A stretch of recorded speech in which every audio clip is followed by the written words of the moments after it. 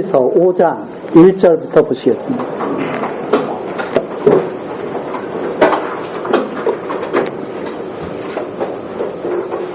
히브리서 5장 1절입니다.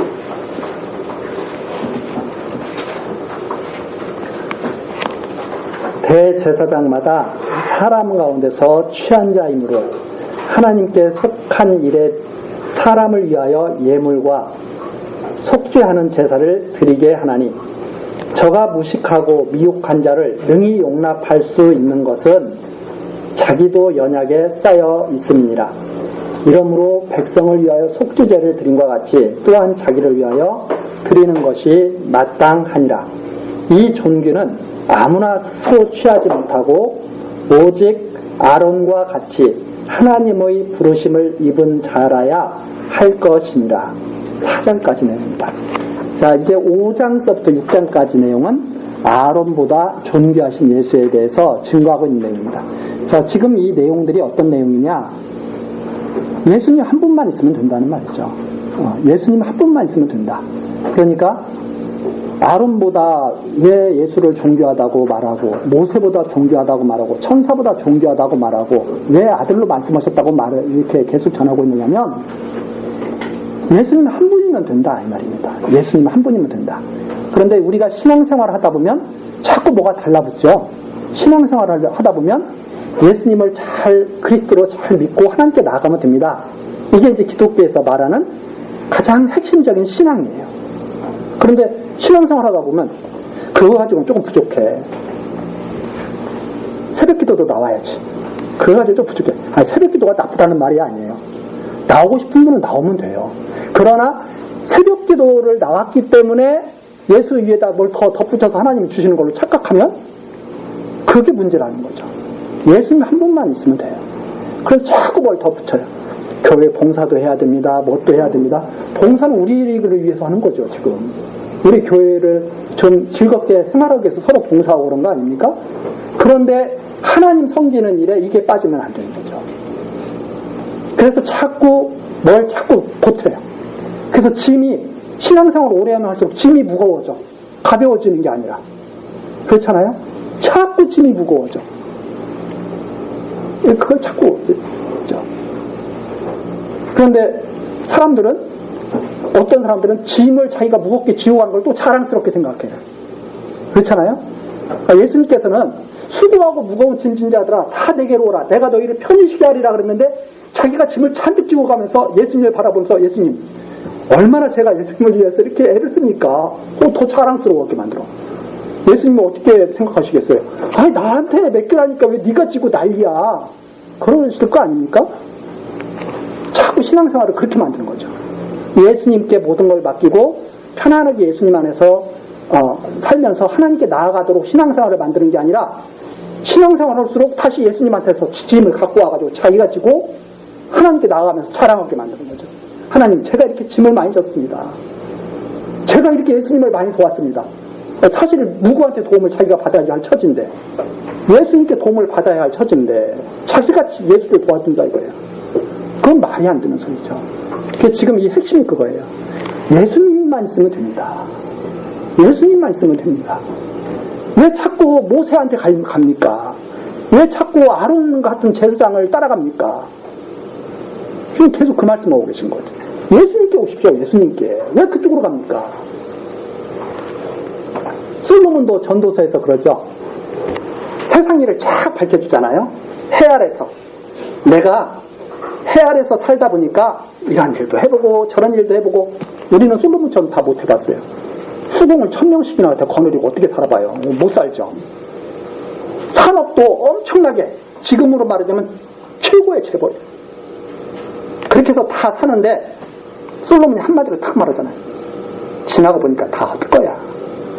아무것도 아니야 그거. 그리고 인생에 대해서 쫙 말을 해주잖아요. 인생에 대해서. 야, 어떤 사람은 그냥 자식을 위해서 그냥 막 열심히 일했는데 돈은 벌고 쓰지는 못하고 죽더라. 어떤 사람은 그 돈 가지고 남이 벌어놓은 돈 가지고 흥청망청 쓰다가 또 망하더라. 뭐 다 밝혀주죠. 다 밝혀주고선 인생이 해 아래서 사는 인생이 다 이런 거예요. 그래서 전도서를 쫙 읽어보면 우리가 막 세상에 대한 지혜가 막 흐르잖아요. 헤아릴 일이 다 보이잖아요. 이렇게. 아, 저 부질없는 짓을 또 하고 있구나. 우리도 그렇게 생각하잖아요. 그 나이가 들어갈수록 사람들이 그러잖아요. 내가 헛살았어. 저절로 막 그런 말이 막 나와. 어른들이 되면 내가 잘못 살았어. 근데 돌아갈 수 있어요, 없어요? 못 돌아가. 근데 젊은 애들 보면 또다시 그렇게 살고 있어. 그렇죠? 똑같이. 네. 그 나이가 들어가면 들어갈수록 세상 일을 이렇게 보면서 아, 그러면 방향을 바꿔야 되잖아요. 내가 잘못 살았으면 바꿔야 되잖아요. 그런데 막 계속 가던 대로 가. 솔로몬이 딱 그러죠. 내가 한마디로 딱 정리해줄게. 이제 인생이 뭔가 고민하지 마라. 우리 그러잖아요. 어디로부터 와서 어디로 가는가. 인생은 나그네 길인가. 뭐 구름 따라 떠도는 나그네인가. 막 그러면서 노래도 많고 그러잖아요. 네? 그럼 우리는 그 노래 보면서 젊었을 때는 몰라. 나이가 들면 눈물이 쭈르르 흐르는 수도 있어. 남자들, 특히 남자들. 왜? 그게 최고인 줄 알고 살았는데 지나고 보니까 허무하니까 남자들 주르륵 여성 호르몬이 많다고 막 그러죠.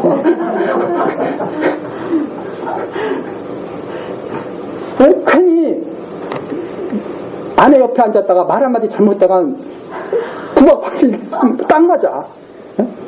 나이 들수록 함부로 텔레비전 채널도 못 돌려. 그냥 조용히 있는 게 최고. 제가 나이 들어서 깨닫는 게 뭐냐면 아내가 무슨 말하면 양쪽에 듣고 있는 게 최고야.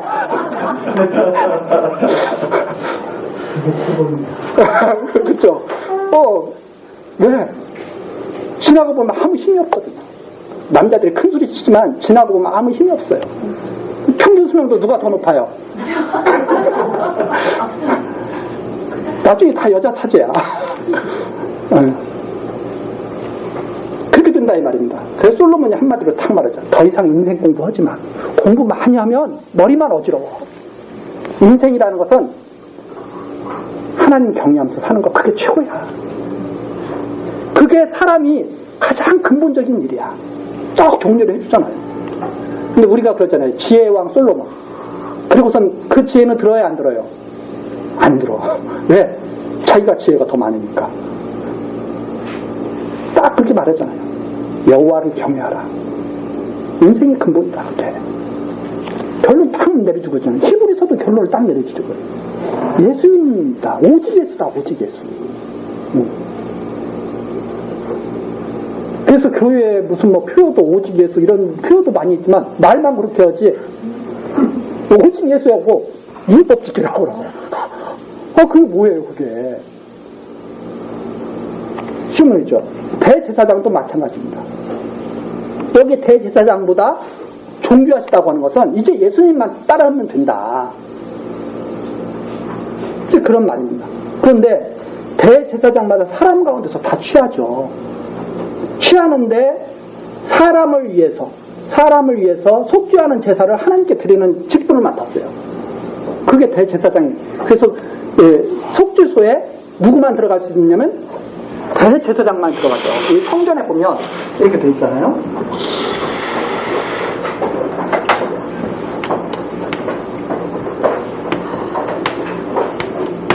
지성소죠.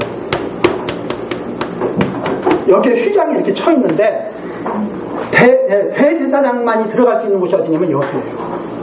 여기에 들어가서 하나님께 모든 백성의 죄를 대신해서 피를 갖다가 거기다가 흘리고 양 잡아서 피를 흘리고 해서 하나님께 용서를 구하고. 근데 여기 들어갈 때는 대제사장이 음방울 소리가 나는 그 음방울에 달리는 대제사장 복을 입고 여기 딱 들어가죠. 그럼 밖에서 그 소리를 듣는 거예요. 딸랑딸랑딸랑딸랑 그 소리. 그 소리가 하나님께서 우리 죄를 용서해 주셨다는 소리예요. 왜? 하나님께서 죄를 용서해 주지 않으면 들어가자마자 제사장이 죽을 거 아닙니까? 근데 그 소리가 들리는 거예요, 안에서. 제사장이 하나님 섬기는 소리가 들리는 거예요. 그러면 밖에 있는 사람들이 살았다 이제. 우리 살았다. 그래서 대속교회에 대제사장만이 여기 들어가죠. 근데 여기 들어가는 대제사장이 자기도 연약한 거예요. 그게 3절입니다. 네, 2절입니다. 저가 무식하고 미혹한 자를 능히 용납할 수 있는 것은 누가 무식하고 미혹해? 미혹당해요? 사람들이 다 무식하고 미혹당하죠. 우리 사람들은 뭐 그러잖아요. 세계적인 석학. 그럼 우리도 괜히 막 주눅 들잖아요. 거기서 거기가 늙어봐야 다 똑같지. 예. 박 박사가 10개 있어도 대학교 문턱에 못 가본 사람하고 나중에 나이가 들면 누가 똑똑한지 몰라. 다 쭈글쭈글해져가지고 할아버지 되는데 아무리 석학이더라도 세상 일을 다 알아요.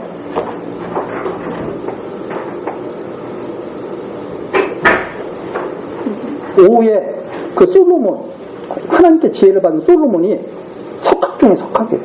거기에 보면 신문까지 다 노네. 아니, 왕이 정치하기도 힘겨워 죽겠는데 신물, 밤에 피어있는 신물까지 다 논할 정도로 그렇게 지혜가 있으면 정말 출중한 거 아닙니까?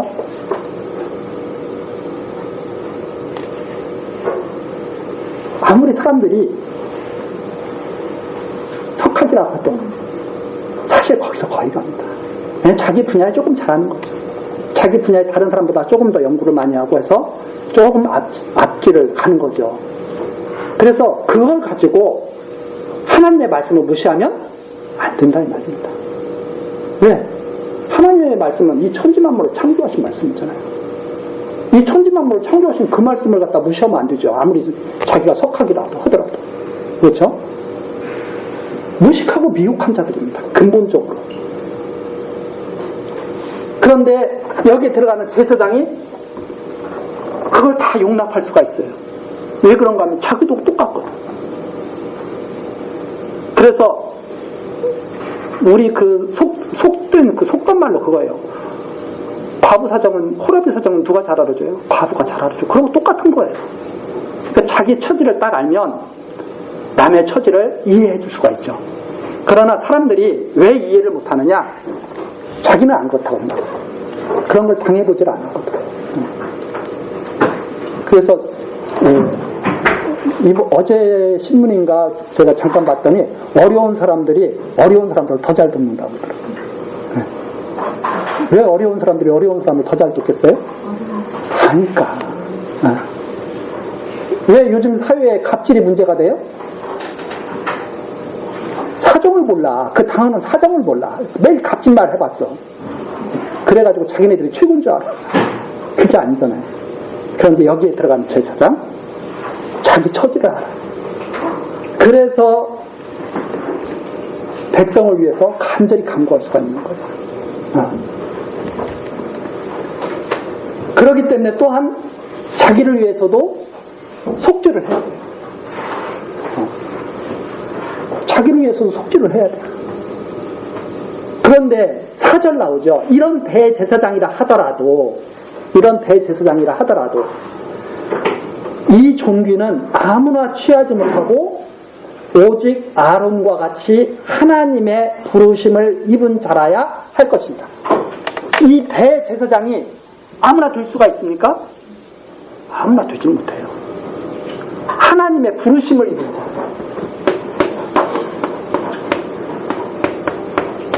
이게 없으면 대제사장이 돼서 여기에 들어갈 수가 없다는 거예요. 근데 처음 대제사장이 누구예요? 아론이죠. 저는 거기서도 참 하나님께서 아니 모세 집안으로 대제사장을 좀 삼으셔서 이렇게 하면 더 좋을 것 같은데 모세는 거기까지만 딱 쓰시는 거예요. 그리고선 아론을 갖다가 대제사장으로 딱 삼으시는 거예요. 아론 자손들은 계속 제사장, 모세의 자손들은 흐지부지 어디로 갔는지도 모르겠어요. 그렇잖아요? 왜 하나님께 그렇게 섭리하시냐 이 말입니다. 사람의 생각과 뜻이 아니라 하나님의 뜻으로 세우셨다는 것을 알게 하시는 거죠. 하나님의 뜻으로 세우셨다. 그래서 하나님의 부르심을 입은 자라야 되는 것이지 인간의 노력이라든가 인간의 혈통으로 된 것이 아니다. 근데 꼭 아론 자손은 나중에 보면 인간의 혈통 따라 된 것처럼 보이죠.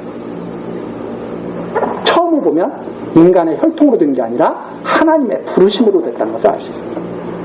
그래서 많은 사람들이 성경을 착각하는 게 뭐냐면 중간중간 보면 성경을 착각하게 되어 있어요. 그러나 처음부터 이렇게 보면 아론은 하나님이 택하신 자지 모세보다도 택할 이유가 없죠. 그러나 하나님께서 택하신 거죠. 그렇게 해서 아론 자손들이 그 뒤를 잇는 것이지 인간들의 노력에 의해서 되는 것이 아니다. 하나님의 부르심에 의해서 되는 것이다. 자, 그런 것처럼 5절입니다. 지금 왜 이것을 말하고 있느냐? 5절을 말하기 위해서 말하고 있는 거죠. 이와 같이 그리스도께서 대제사장 되심도 스스로 영광을 취하심이 아니요 오직 말씀하신 이가 저에게 저더러 이르시되 너는 내 아들이니 내가 오늘날 너를 낳았다 하셨고 내가 너를 낳았다 이렇게 예수님께 말씀하셨다 이 말입니다. 그리고 6절 또한 이와 같이 다른 데 말씀하시되 다 성경에 나와 있는 말씀이죠. 내가 영원히 멜기세덱의 반차를 쫓는 제사장이라 하셨으니 예수님 보고 그랬다는 성경에 이렇게 있답니다. 내가 너를 낳았다. 그리고 너는 멜기세덱의 반차를 쫓는 제사장이다. 이 아론 제사장이 있고 아론 반차 제사장이 있고 멜기세덱 반차를 쫓는 제사장이 있는데 아론 반차를 쫓는 제사장도 하나님의 부르심에 의해서 될 거고 멜기세덱 반차를 쫓는 제사장도 하나님의 부르심에 의해서 됐다. 이게 바로 예수죠. 네. 이 아론 반차는 자손들. 여기도 하나님의 부르심에 따라서 된 거예요. 하나님의 아론을 딱 너 대제사장. 너의 아들들만 제사장으로 하라. 그래서 똑같은 레위 지파인데 모세의 자손들은 제사장이 될 수가 없어요. 하나님의 부르심에 의해서 된 거예요. 그것처럼 하나님께서 부르셨는데 예수를 너는 멜기세덱 반차를 따라 이렇게 했다는 거예요. 그렇죠? 너는 멜기세덱, 너는 아론 반차를 따르지 말고 너는 멜기세덱 반차를 따라서 제사장을 하라 하고 하나님께서 명하셨다는 거예요. 그러면 아론도 하나님의 명에 따라서 제사장이 된 거라면 하나님의 명에 따라서 예수도 멜기세덱 반차를 따르는 것이 맞다는 거 아니냐. 그 말입니다. 그럼 이게 어디에 나와 있느냐? 성경의 앞에서 멜기세덱은 창세기 때 아브라함 때부터 나와 있죠. 그런데 우리 시편 110편 가서 한번 보시겠습니다. 시편 110편 다윗이 찬양한 시죠. 우리가 잘 알고 있는 시편입니다. 여호와 하나님께서 내 주에게 말씀하시기를, 바로 예수 그리스도에게 말씀하시기를 이 말이죠. 내 주에게. 벌써 다윗이 예수님 오시기 청년전 다윗이 벌써 이 시로 성령 감동을 받아서 이 시로 찬양한 거예요. 내 주에게 말씀하시기를 내가 내 원수로 내 발등상이 들게 하기까지 너는 내 우편에 앉았으라 하시다. 하나님께서 원수들을 다 짓밟을 때까지 너는 내 우편에 앉았으라 이렇게 말씀하셨다. 그러면서 여호와께서 시온에서부터 주의 권능의 호를 내어 보내시리니 주는 원수 중에서 다스리소서. 주의 권능의 나라에 주의 백성이 거룩한 옷을 입고 즐거이 헌신하니 새벽 이슬같이 주의 청년들이 주께 나오는도다. 성령으로 거듭난 성도들이 예수 그리스도께 나온다 이 말입니다. 나오는데 4절 나오죠. 여호와는 맹세하고 변치 아니하시리라. 변함없이 그걸 그대로 이루어 가시는데 이르시기를 너는 멜기세덱의 반차를 쫓아 영원한 제사장이라 하셨다. 너는 멜기세덱을 쫓아. 이렇게 벌써 다윗으로 하여금 벌써 그렇게 말씀해 놓으셨다는 말입니다. 그러니까 이 원수들을 짓밟을 때까지 하나님의 우편에, 여호와의 우편에 앉아 계신 분이 멜기세덱 반차를 따라서 오실 것. 이걸 이미 말씀하셨죠. 그래서 아브라함과 다윗의 자손으로 그리스도가 오시잖아요. 자, 그리스도가 아브라함과 다윗의 자손으로 오신다는 말입니다. 이 아브라함과 다윗의 자손으로 오실 그리스도가 누구의 반차를 쫓는다고요? 멜기세덱 반차를 쫓아서 오실 것이다. 그렇죠? 그런데 이 아브라함이 처음부터 그랬어요. 아브라함이 소돔과 고모라에 있는 조카 롯이 산사패 갔을 때 그걸 쫓아가서 대적들을 연합군을 갖다 쳐서 물리치고 구출해갖고 오죠. 그때 누가 나오냐면 살레마 멜기세덱이 나옵니다. 살레마 멜기세덱. 살레마 멜기세덱이 아브라함에게 축복해주죠. 하나님의 복이 너에게 있기를 원한다. 축복해주죠.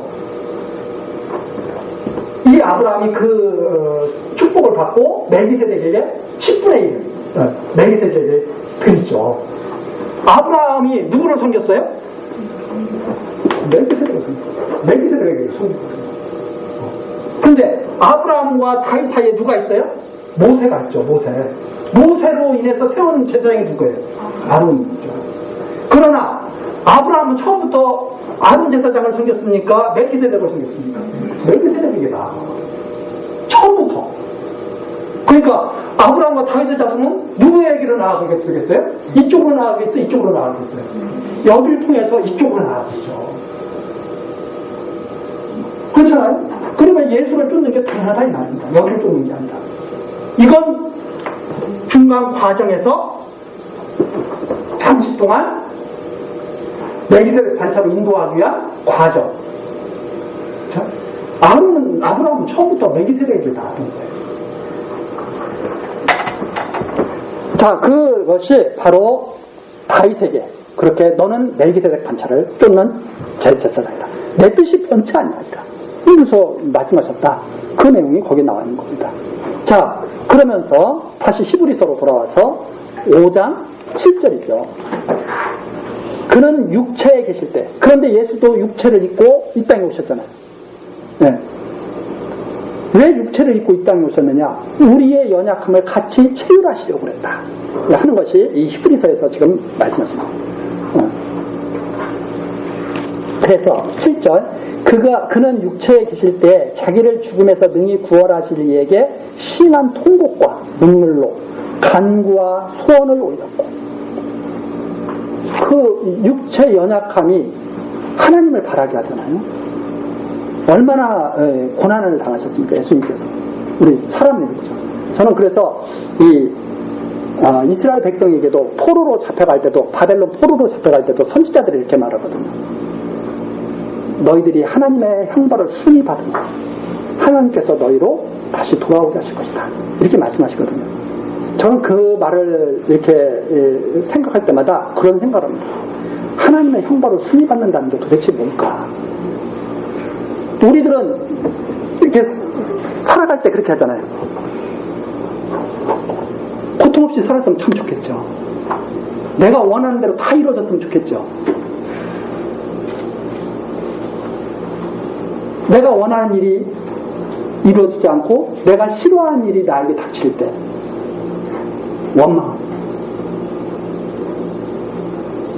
원망하죠. 하늘을 쳐다보면서 하나님, 내가 무슨 죄가 많길래? 하나님께서 뭐라고 그러시겠어요? 죽을 정도로 많지. 안 그러시겠어요? 제가 무슨 죄가 그렇게 많습니까? 하나님이 그래도 깨끗하다 그러시겠어요? 아니죠. 네. 우리가 지금 이렇게 살고 있는 것 자체가 기적이죠. 왜? 노아의 홍수 때 보여주셨잖아요. 다 쓸어버려야 마땅하죠. 그런데 우리를 이대로 지금 두고 계신 거죠. 하나님의 백성들은 그 가운데 살면서 하나님께서 주시는 것들을 참으면 견디고 있는 거죠. 하나님의 백성들이 고통이 하나도 없고, 어떤 사람들은 그렇게 말해요. 하나님만 잘 믿으면 건강하고 돈 많이 벌고 자식들과 잘 되고 믿습니까? 하면 사람들이 다 아멘 하고 막 난리를 치죠. 그러면 성경에 나온 하나님 백성들 다 고통당하고 있는 사람들 어떻게 된 사람들이에요? 네? 선지자들 막 토에 켜서 죽고 목 잘려 죽고 돌 맞아 죽고, 그분들은 왜 그렇게 된 거예요? 쓰레반 집사나 왜 돌 맞아 죽는 거예요? 하나님 잘 안 믿어서? 뭔가 하나님을 분노하게 했기 때문에?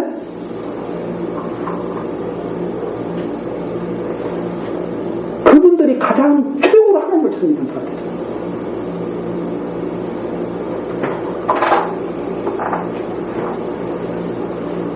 그분들은 하나님이 주신 것, 고난을 순히 받습니다. 다 하나님께 맡기고. 그렇지 않습니까? 그게 신앙인이죠. 모든 고난을 갖다가 이겨내고 하나님만을 바라고 그분께서 반드시 끝까지 우리를 지켜주실 것을 믿으면서. 근데 진짜 신앙인 아닙니까? 근데 자꾸 그런 거예요. 하나님의 그런 고난을 갖다가 싫어하게 만듭니다. 그렇다고 고난을 일부러 찾아가는 것이 하는 말이 아닙니다. 우리는 삶 자체가 고난이에요. 삶 자체가. 태어나면서부터 죽을 때까지 계속 가고 있는 곳이 어디예요?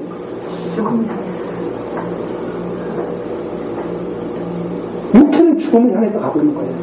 그러나 영혼은 하나님을 향해서 가는 거죠. 우리의 영은 하나님을 향해서 가고 있는 거예요. 그러나 우리의 육은 하나님께서 고난에 두셨기 때문에 이제 마지막은 죽음으로 가죠. 그 하나님의 그 뜻을 갖다가 우리가 따르면서 하나님의 바라는 삶, 이게 진정한 기독교인의 삶이라고 생각을 하죠. 그 예수님께서 그렇게 하셨잖아요. 육체에 계실 때 자기를 죽음에서 능히 구원하실 이에게, 근데 죽음을 향해서 가야 돼요. 예수님이 십자가를 지셔야 돼요. 그걸 그대로 순히 받아야 돼요. 그러나 한편에서는 어떤 마음이 자꾸 이래요. 육체가 연약하기 때문에 아버지여 이 잔을 떠나게 하실 수 없습니까? 그러나 아버지의 원대로 하옵소서. 순히 답니다. 네. 그때 우리는 어떻게 하게 돼요? 예수님이 어떻게 하셨어요? 심한 통곡과 눈물로 간구하거든요. 이게 인간이죠. 인간의 모습이죠.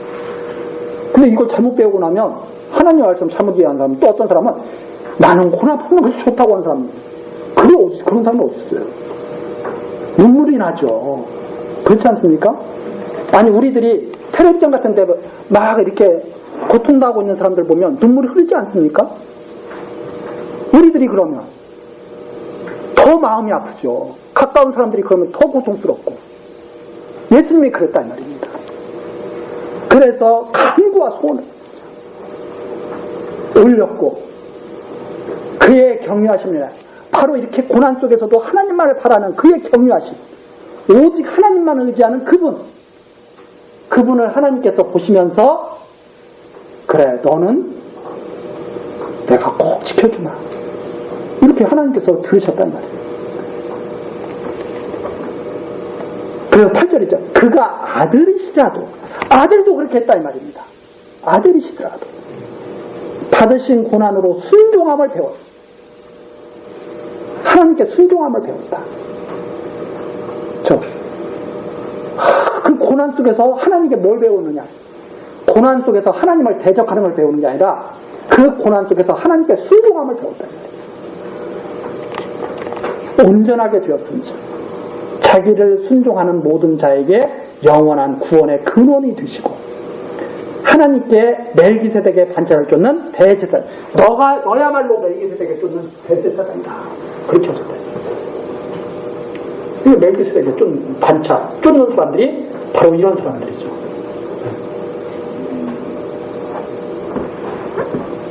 이건 제가 이렇게 간략하게 이렇게 말하지만 참 심오한 진리가 진짜 있는 거죠. 그게 바로 거기에 11절에 나옵니다. 멜기세덱에 관하여는 우리가 할 말이 많으나, 이건 정말 할 말이 많은 거예요. 이 멜기세덱. 그렇잖아요? 제가 딱 말씀드리죠. 아브라함은 멜기세덱 제사장을 섬겼다. 아브라함은 율법이 있기 전에 멜기세덱 제사장을 섬겼다. 아브라함의 자손이라면 우리도 당연히 그렇게 할 것 느껴지지 않습니까? 아, 우리가 아브라함의 자손이라면 멜기세덱을 쫓겠구나. 우리가 율법으로 세워진 제사장을 쫓는 게 아니라 멜기세덱 반차를 쫓겠구나. 우리 당연히 그렇게 막 쫙 느껴지잖아요. 그런데 여기에 멜기세덱에 관한 우리가 할 말이 많아. 너희의 듣는 것이 두나무로 해석하기 어려워요. 그런데 이걸 갖다가 전해주기가 참 어려워요. 왜? 아론 제사장을 쫓아나가면 좋아하거든요. 여러분 율법 지켜서 하나님께 제사 드리고 그래서 복 받고, 아니면 율법 잘 지키지 않고 제사장을 거부하면 저주받고 이러면 막 알아듣기가 금방 쉬운 거예요. 그런데 멜기세덱 반차를 쫓아나가면 그게 뭔 말이지? 알아듣기 어려운 거예요. 너희들도 마찬가지야. 근데 이게 유대인들은 우리보다 구약을 잘 알아요, 몰라요? 그건 우리가 인정해줘야 됩니다. 왜? 그들은 어릴 때부터 유정도로 달다 구약을 갖다가 깨닫고 그러거든요. 생활 문화가 그들은 그거거든요. 우리보다 훨씬 그들은 잘 알아요. 그래도 깨닫기가 어려워. 그래서 12절 때가 오래므로 너희가 마땅히 선생이 될 터인데, 이렇게 신앙생활을 오래 하다 보면 나중에는 가르치는 위치에 이렇게 오게 되는 거 아닙니까? 그런데 너희가 다시 하나님의 말씀의 초보가 무엇인지, 누구에게 가르침을 받아야 할 것인지. 그런데 이 히브리서 기자가 보니까 다시 가르쳐야 될 것 같아. 그 정도로 막 혼돈이 온다 이 말입니다. 이게 어디로 가야 될지, 모세를 쫓아가야 될지, 예수를 쫓아가야 될지, 아론에게로 가야 될지, 멜기세덱 반차로 가야 될지, 자기들도 막 혼돈스러워. 같이 섬겨야 될 것 같고, 그렇잖아요? 같이 섬겨야 될 것 같고 막. 그래서 누구에게 가르침을 받아야 할 것이니 젖이나 먹고 단단한 식물을 못 먹을 자가 되었다. 여전히 어린 상태에 있구나 너희들이. 그런 말입니다. 여전히 어린 상태에 있구나. 대저 젖을 먹는 자마다 어린아이니 의의 말씀을 경험하지 못한 자예요. 어린아이들은 어린아이 수준에 맞춰서 이렇게 가르쳐야 되죠. 사실 어린아이들에게 어른들 가르치는 식으로 가르치면 오히려 더 어려워할 수가 있죠. 바로 그런 말입니다. 단단한 식물은 장성한 자일 것이니 저희는 지각을 사용함으로 연단을 받아 선악을 분별한다. 자, 장성한 자, 신앙이 크게 성장한 자는 어떤 자냐? 지각을 사용한다. 지각. 여기서 지각은 어떤 지각을 말하냐면 영적 분별력을 말합니다. 이 분별력이 있어요. 어떤 분별력이냐면 선악을 분별할 수가 있어요. 장성한다는 선악. 이 선악을 분별해요. 이 선악은 윤리적 선악을 말하는 게 아니라 종교적 선악. 그러니까 이 선악은 하나님께서 말씀하시는 선악이에요. 이런 게 선악이에요. 내가 멜기세덱 반차를 쫓을 것인가? 아론 반차를 쫓을 것인가? 분별력. 나는 멜기세덱 반차를 쫓아야 될 거야. 그 말은 내가 율법을 쫓을 것인가? 예수를 쫓을 것인가? 예수를 쫓으면서 율법을 쫓아갈 수는 없거든요. 그건 지나가는 거예요. 그게 선악이에요. 이 선악을 갖다가 도둑질하지 말 것인가, 단순히 그런 걸 말하는 게 아니라 말입니다. 이 도둑질도 제가 예전에도 계속 말씀드렸잖아요. 도둑질도 하나님 알면 도둑질에 대한 개념 자체가 바뀌어져 버려요. 우리는 어떤 게 도둑질이 아니라고 생각해요? 저 물건을 갖고 싶은데 내가 안 가져가. 갖고 싶어 죽겠어. 그런데 나 안 가져가. 도둑질 한 거예요, 안 한 거예요? 예수님 오시기 전까지는 도둑질 안 했다고 생각해요. 예수님이 뭐라 그래요? 너 도둑질 했잖아.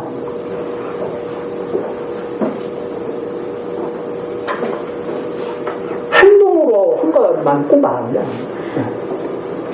그런데 하나님을 알면 어떤 마음이 들어요? 여호와께서 주신 분복이 있다. 가나안 땅은 이스라엘 백성이 차지할 것이다. 그럼 가나안 땅을 다른 백성이 가져갈 수 있습니까? 없습니까? 자, 그걸 믿고 살면 도둑질이 필요 있어요, 없어요? 도둑질이 필요가 없어요. 근데 내가 가지면 내 것이 된다고 생각하니까 도둑질 하려고 그러는 거예요. 아수르가 그랬고 바벨론이 그랬어요. 다 어떻게 됐어요? 끝난 거예요. 자, 하나님께서 너는 여기서 살아. 이게 너 거야. 하나님을 믿는 사람은 다른 데 가서 뺏을 생각 뺏으면 못하겠어요. 그거 안 나는 게 당연하죠. 왜? 믿음대로 주니까. 자기가 믿어지는 데고 어떻게 남의 걸 뺏어요? 안 믿어지니까 뺏는 거지. 저걸 뺏으면 내가 뺏으면 내 것이 된다고 생각하니까 뺏는 거지. 뺏으면 내 것이 되기는커녕 하나님께 죽도록 맞는다. 너 뺏겠어요? 가져가라고 해도 겁나. 그렇죠? 네. 지금 길거리에 돈 떨어져 있으면 부수면 건나요? 안 건나요? 안 건너는 사람들은 좀 많이 이게 좀 단련된 사람이에요. 저는 길거리에 돈 떨어져 있잖아요. 가슴이 벌렁벌렁 그래요. 오해받을까봐. 네. 제가 얼마 전에 강 집사님 가느라고 진도 갔었잖아요. 진도. 휴게실에 들려서 화장실에 딱 갔는데 지갑이 이렇게 두툼한 지갑으로 딱 떨어져 있는 거야. 화장실에. 아무도 없어. 화장실 진짜 이렇게 두툼해요. 지갑을. 막 이렇게 언뜻 봐도 신용카드도 들고 막 그런 것 같아요. 제가 순간적으로 고민했어요. 이걸 어떻게 하지? 가져다가 누구한테 맡길까? 이걸 어떻게 할까? 하는데 마치 어떤 사람이 딱 들어오는 거예요. 어떤 사람이 딱 들어오는데 그 지갑을 딱 짚는 거예요. 누가 지갑을 떨어뜨렸네? 하면서 지갑을 딱 짚는 거예요. 제가 그걸 보면서 이제 걱정이 또 생기는 거예요. 저 사람은 저 지갑을 어떻게 할까? 저 사람은 저 지갑을 어떻게 할까? 신경이 쓰여 또. 왜? 나쁜 사람이 그 지갑을 또 가져가면 이걸 잃어버린 사람은 또 얼마나 또 고생을 할까? 괜히 걱정이 돼서 그 사람을 쫓아가겠다. 저도 모르게. 근데 그 딱 나가더니 옆에 여자 화장실에서 어떤 여인이 나오는데 자기 부인인 거예요. 그 딱 그러더니 여보 이거 지갑 누가 떨어뜨렸나 봐. 이거 주웠는데 어떡하지? 그랬더니 그래서 어떻게 안내소 같은 데다 맡겨야지. 이렇게 하는데 안내소에다 이렇게 맡기러 가는데 마침 안내소가 없고 무슨 편의점 거기다 맡기고 왔다고 딱 그러더라고. 제가 그것까지 다 확인을 했어요.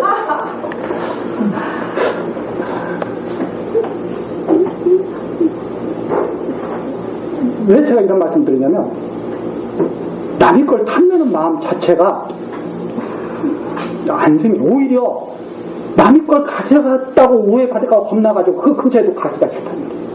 그 근처에도 가기가 싫어. 왜? 괜히 요즘에 세상이 하도 험하잖아요. 손만 댔다면 나중에 주인이 와서 여기 뭐가 있었는데 없어졌네? 이러면 그거 골치 아프거든요. 아예 손도 대지 않고 저는 어떤 생각이냐면 그대로 둬라 그냥 차라리. 네, 아무도 건들지 말고 어디 갖다 맡길 필요도 없고 그대로 두면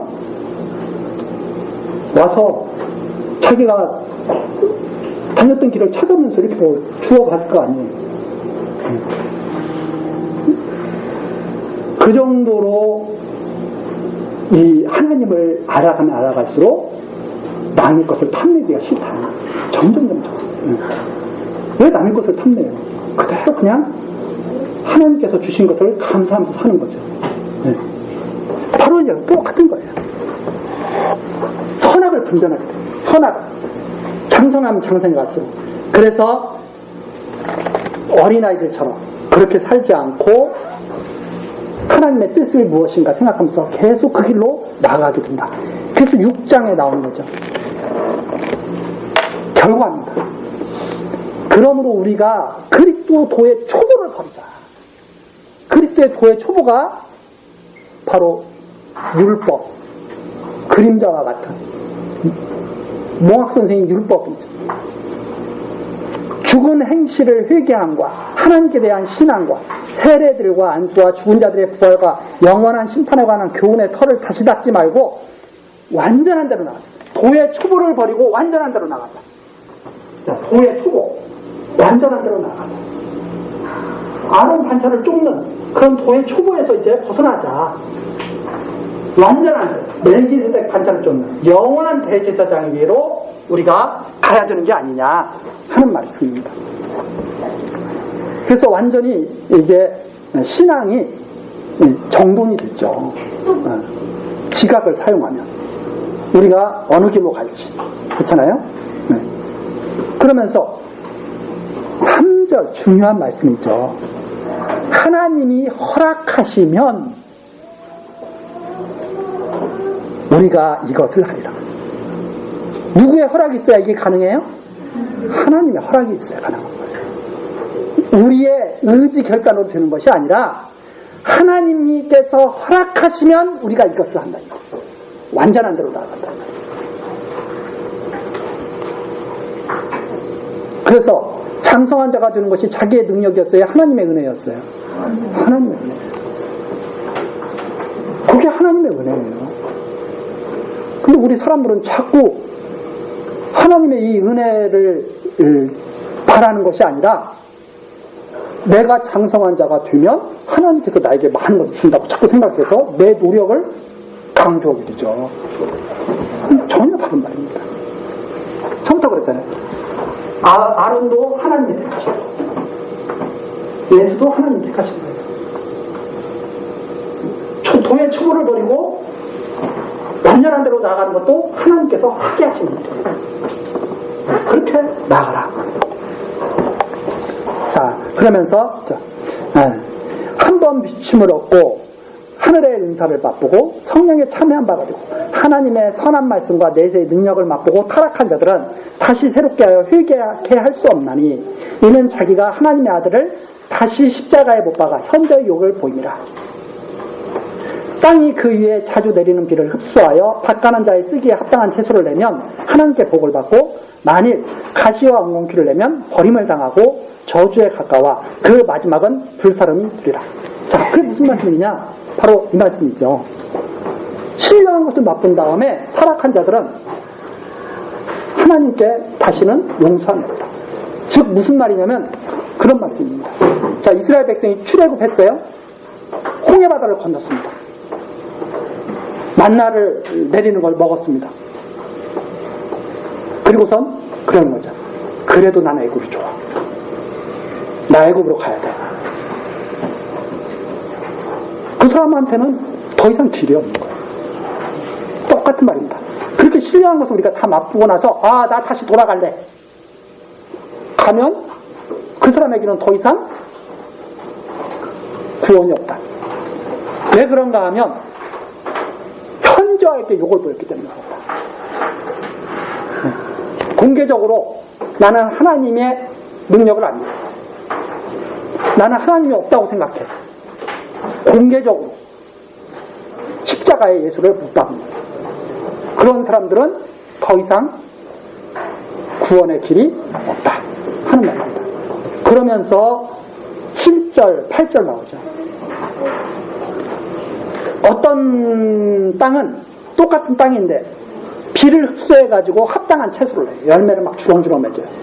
그러면 하나님께 복이 있는 것이지만 좋은 합당한 채소를 내지 못하고 가시와 엉겅퀴를 내면 하나님께 불사람을 당한다.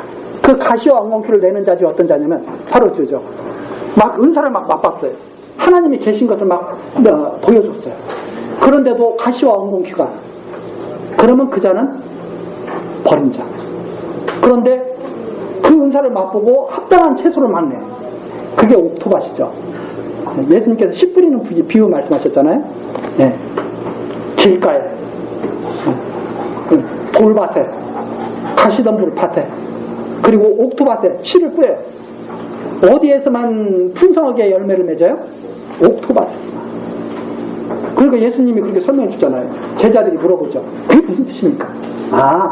이것은 옥토밭이라야 열매를 맺는다는 뜻이야.